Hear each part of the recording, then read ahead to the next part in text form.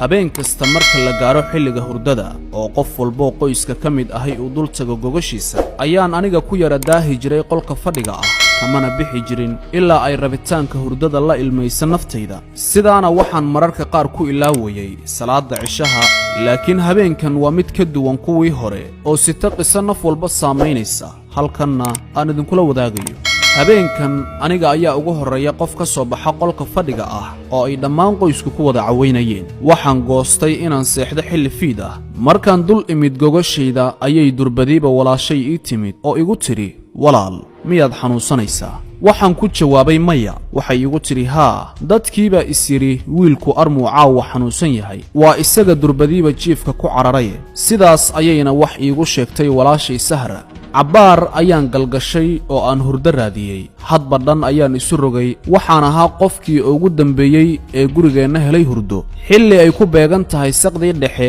ayaan indhaha isgeliyey wax yar kadib waxaa la soo garaacay iridda qolkayga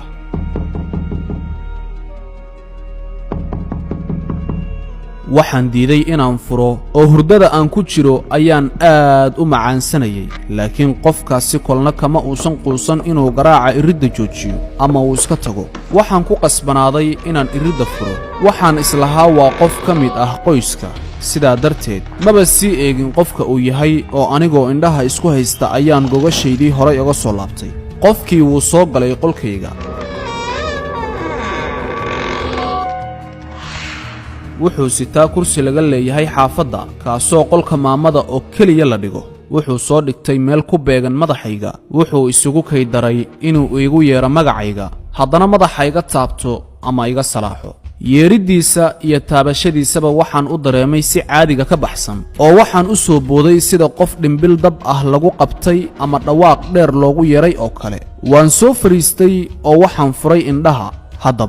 haddaba xaalka ka duwan sida aan moodayay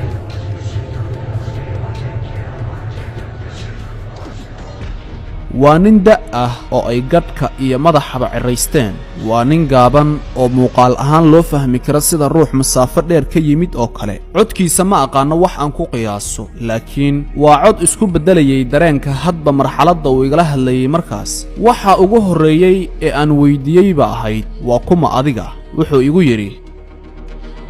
adigu magacaad rabto waad iigu yeeri kartaa laakiin waxaan kaa codsanayaa ugu horrayn inaad ii oggolaato inay soo gasho qolkan gabadhayda oo 12 jir ah haatanna ila socota oo weliba bannaanka taagan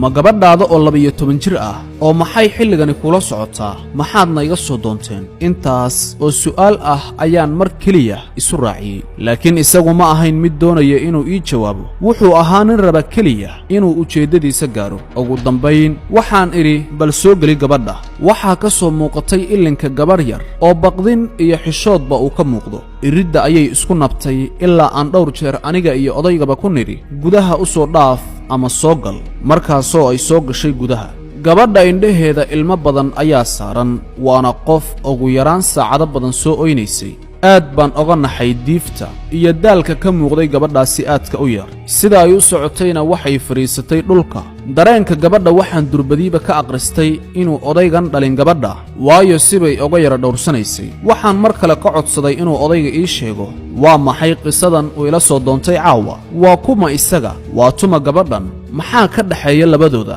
maxaa aniga iga quseeya sheekadan haddaba odaygii wuxuu igu yidhi qisadan sidan oo kale ayay u soo bilaabatay xilli habeen ah waxayna leedahay murugooyin fara badan waxay taabanaysaa qalbiga ruux walba anigu mid aan kuu wada sharrixi kara ma ahan laakiin haddaad dulqaadato oo aad degdegana yarayso waad ogaan kartaa wax walba oo ay noqon karto qisadan cajiib waa yahay maxaa iga quseeyay qisadan aniga oo aad iila soo doonatay su'aashaydan wuxuu iga